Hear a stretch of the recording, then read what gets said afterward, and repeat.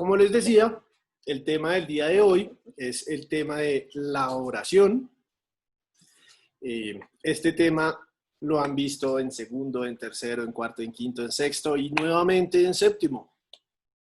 Este tema es muy importante, tenemos que ir entendiendo cómo se estructuran las palabras, los textos, ¿cierto? Para poder hacer coherencia, para poder hacer cohesión, tenemos que conocer estas estructuras. Si bien hasta ahora seguimos conociendo la oración por sus dos partes, que son el sujeto y el predicado, ¿cierto? Eso creo que lo tenemos bien claro, ya ahorita pregunto qué es. Esto va a medida de que ustedes en su escolaridad avanzan, digamos que su complejidad va aumentando.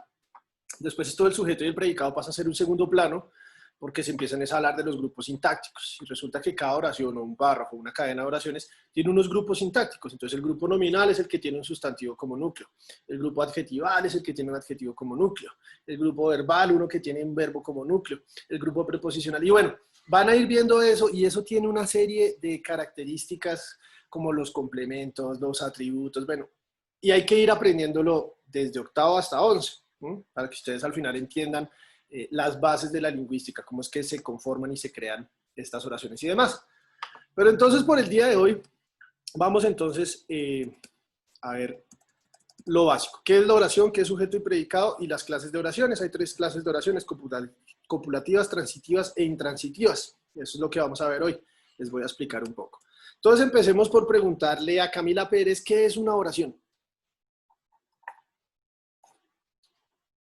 Pues es un conjunto de palabras.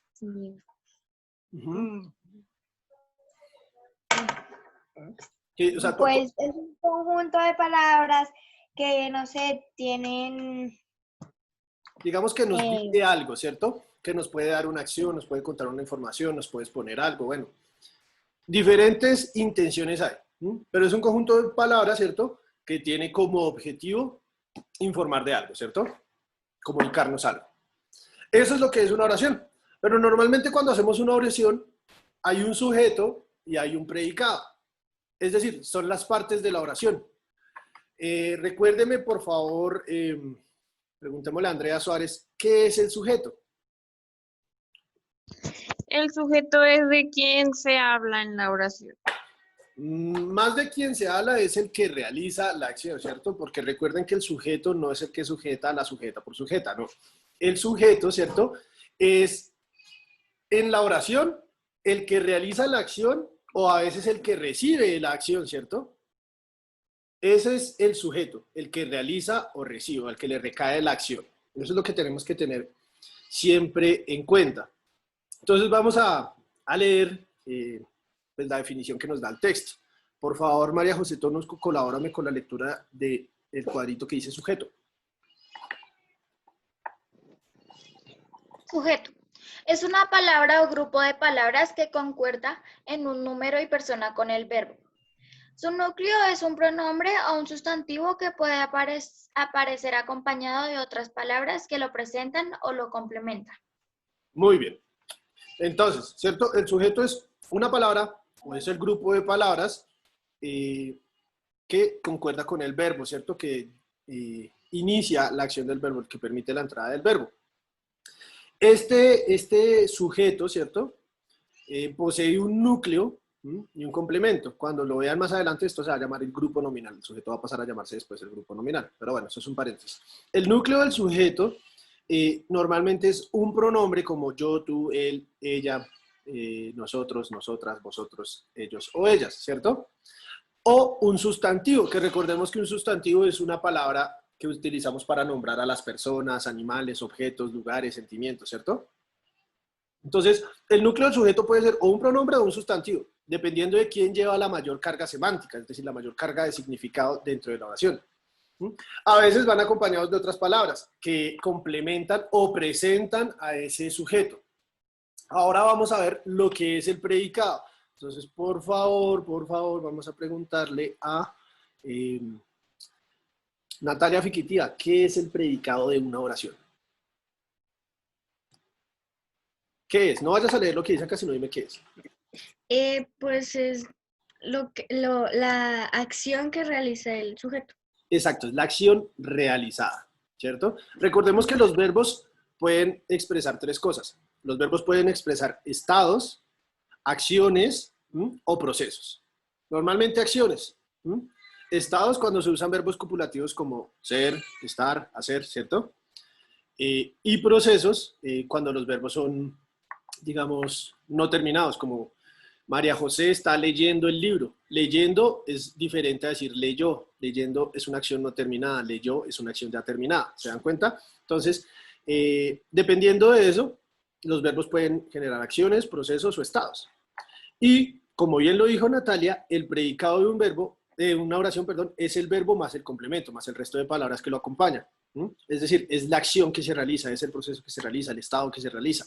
Entonces vamos a leer lo que nos dice el texto acerca del predicado. Juliana Cano, por favor. Expresa lo que se dice del sujeto. Su núcleo es un verbo que cuando está en forma personal concuerda con el sujeto. Muy bien, ¿cierto?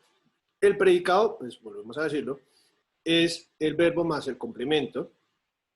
Su núcleo, siempre el núcleo del predicado va a ser un verbo, porque es el que lleva a la acción. Lo que está después, pueden ser complementos, descripción, bueno, hay diferentes formas de complementar los verbos en el predicado. Lo importante es que este verbo, este núcleo, concuerde con el sujeto. ¿Listo? Aquí vemos dos ejemplos. Entonces, el escritor habló de su novela. Entonces, ¿cuál es el sujeto, Paula Tibaquichá? El escritor... ¿Cómo? ¿Profe, cuál, Paula? Paula Tibaquichá. El sujeto es el lector. ¿Cómo? No te escuché bien. Profe, ¿cómo era la oración? El escritor habló de su novela. ¿Cuál es el sujeto? El escritor. Muy bien, ¿cierto? Porque es aquel que lleva la acción. Y en el sujeto del escritor, ¿cuál es el núcleo, María José Pedraza? Escritor. Escritor, ¿cierto? Muy bien. El predicado de la oración, el escritor habló de su novela, habló de su novela, ahí está en el libro, ¿sí o no? ¿Cuál es el núcleo, por favor, Jorge? ¿Cuál es el núcleo de ese predicado? Jorge, te invocamos nuevamente. Habló. Hable. ¿Habló? Es el... Habló es el verbo. Yo le iba a decir, hable, mijo. Claro, el verbo o núcleo, ¿cierto? De este predicado es habló. Lo mismo podemos ver. Bueno, y esto de su novela es un complemento. Complemento nominal, de hecho, por lo que tiene un sustantivo. Bueno, este es otro ejemplo. Entonces, hablaron de sus novelas los escritores. Entonces, vea, el sujeto en una oración, ¿cierto? Está al principio, ahora en esta oración está al final. Pero no deja de ser el mismo sujeto. En esta, el sujeto hace la acción. En esta, la acción recae en el sujeto. Entonces, en cuenta, ¿cierto? Aquí el escritor es el que habla de su novela. Aquí hablaron de las novelas los escritores, ¿cierto? Primero la acción le recae ¿a quién? A los escritores. Entonces, eso es como la forma en la que podemos encontrar el sujeto normalmente del predicado. Qué pena por el ruido de la gatica. Adicional a esto, pues hay un sujeto que es el sujeto implícito, ¿cierto? Que es aquel que no se encuentra explícito en el texto, como por ejemplo cuando yo digo comimos tamales. ¿Cuál es el sujeto de comimos tamales? A ver, María José Pedraza, que la vi reírse. Pues en sí no está tan claro en la oración, pero según la conjugación del verbo sería nosotros. Gina, un punto positivo por esa respuesta tan perfecta. Así es. Efectivamente, cuando yo digo comimos tamales, tamales no es el sujeto, porque tamales es el complemento del verbo, es decir, que tamales y comimos es predicado. Entonces, como el sujeto no se ve, está implícito en el verbo nos dice cuál es el sujeto. Si yo digo comimos, ¿quién comió? Yo y conmigo, por eso es comimos. Entonces, cuando somos así varios, se dice nosotros. Entonces, el sujeto es nosotros. Así es que se identifica el sujeto implícito. Entonces, vamos a ver descripción clara y específica del sujeto y luego nos vamos con las clases de oraciones. Bueno, el sujeto se clasifica, ¿cierto?, en función de varios criterios. Entonces, primero, según su presencia en la oración. Léame este párrafo, por favor, Quevedo, que acabo de llegar. Quevedo, ¿dónde estás que no te veo? Prende esa cámara y háblanos.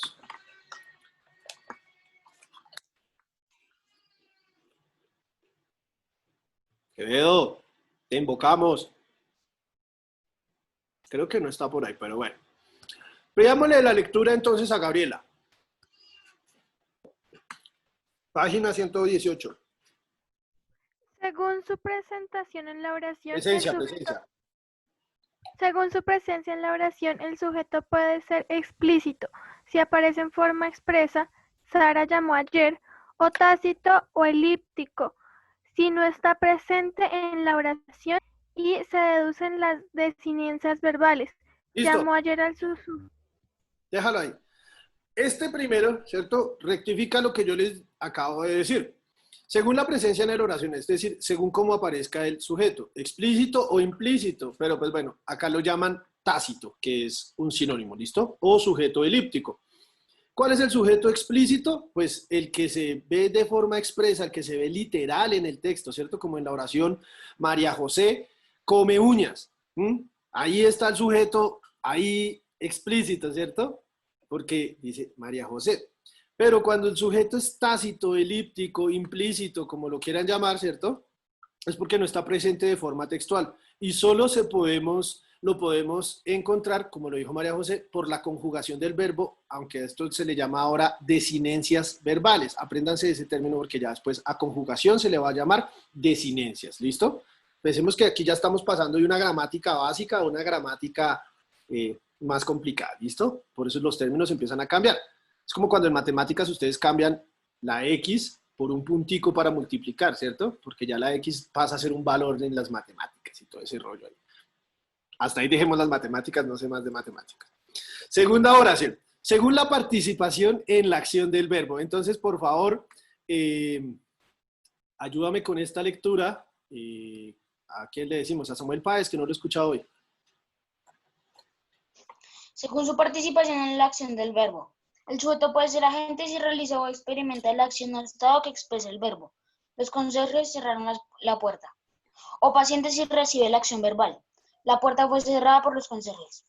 Muy bien. Esto también ya lo explicaba al inicio, cuando veíamos estas dos oraciones del escritor habló de su novela, o hablaron de sus novelas los escritores, que el sujeto puede realizar la acción, ¿cierto? En el caso de ser sujeto agente. El sujeto agente es aquel que realiza la acción, ¿cierto? Como Carlos come papas. Aquí soy yo, ¿cierto? El que está realizando la acción. Pero también puede aparecer si el sujeto es paciente, es decir, que recibe la acción, ¿cierto?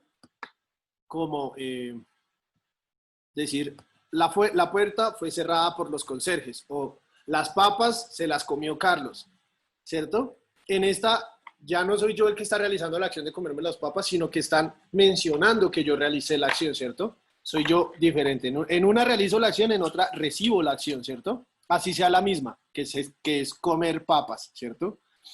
O bueno, cualquiera de los pregunta. que puedan poner. Dime, Andrea. Profe, por ejemplo, si esa gente, el ejemplo que diste, Carlos se come las papas, el sujeto es Carlos. Pero, por ejemplo, si es paciente, las papas son comidas por Carlos, el sujeto sería las papas.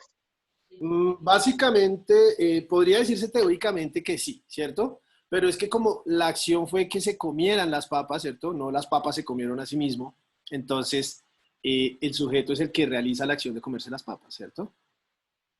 Eso es, cuando es sujeto, agente o paciente. Si tú quisieras que fuera, bueno, ya los van a ver cuando vean las oraciones copulativas, transitivas e intransitivas, que ahí ya depende de los complementos que tenga el verbo. ¿Listo? Que es a lo que vamos a entrar ahora, que son las clases de oraciones.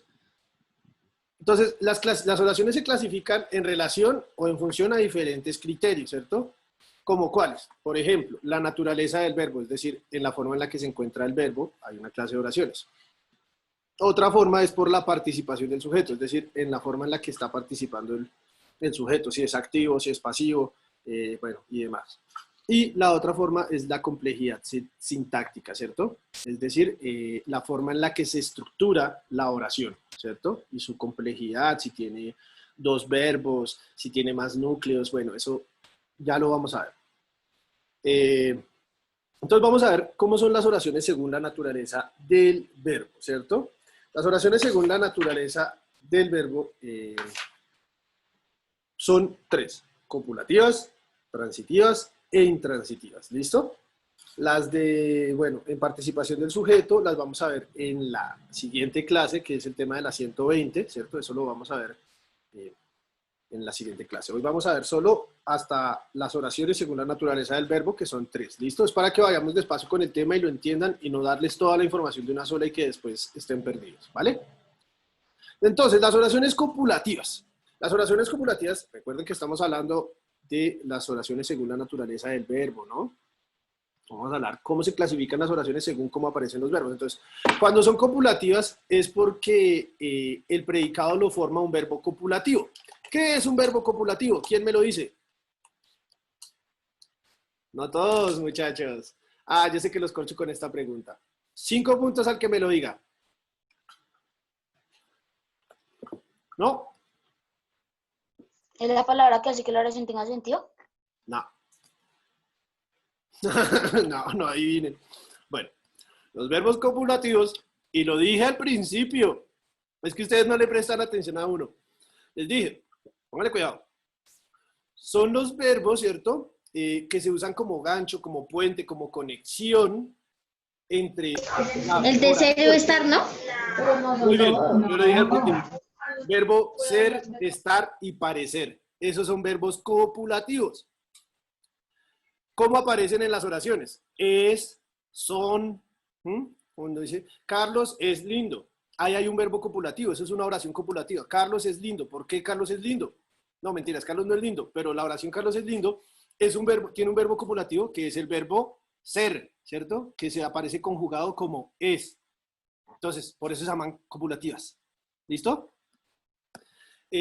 Estas oraciones de verbo copulativo tienen que tener un complemento obligatorio para que la oración tenga sentido. Es decir, que no puede terminar en el verbo. Porque imaginen que yo diga, Carlos es, ¿y el resto qué?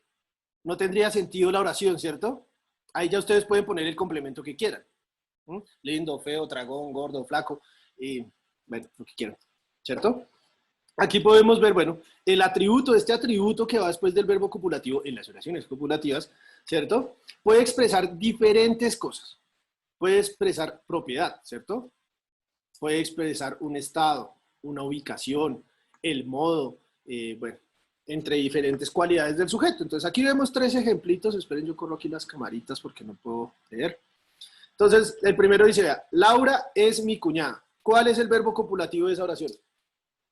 Es. Es, ¿cierto? Tiene que tener un complemento obligatorio. Este complemento que dice mi cuñada es un atributo, ¿cierto?